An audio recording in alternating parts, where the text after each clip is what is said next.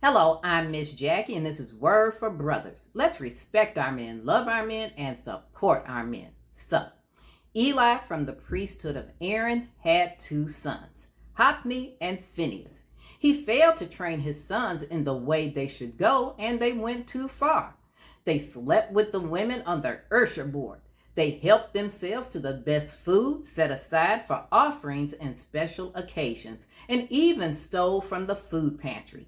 Eli gave them a little talking to now and then, but spared the rod, so they became full-blown rotten PKs next in line to take over the church. Now, God had warned Eli that his love for his no-good sons over him and the integrity of his office would not end well.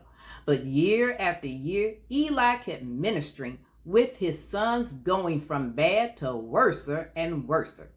The church limped along with members coming and going and coming back to see if anything had changed, only to leave again because Eli and his family were still there, with Eli holding on to the pulpit, which was getting harder to do. Diabetes had robbed him of his sight, and like his sons, he had been feasting on the church's dime to the point where he could no longer walk. The church bought him a scooter.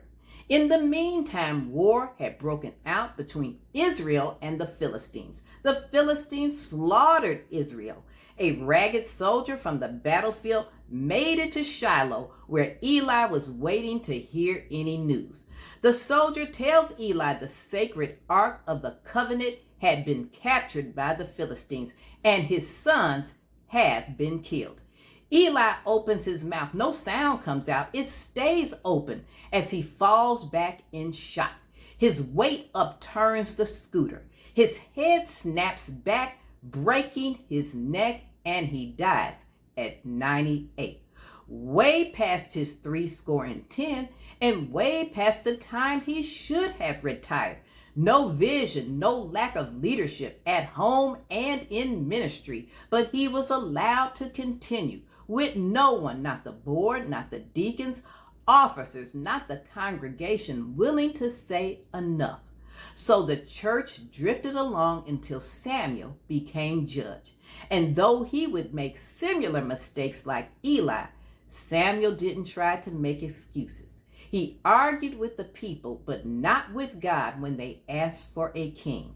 And God blessed Samuel to anoint one from a different family who would ultimately lead the church, whose uncompromising character stays the same yesterday, today, and forever. And let us uplift and praise our men in ministry who don't hold their position with a grasping nature.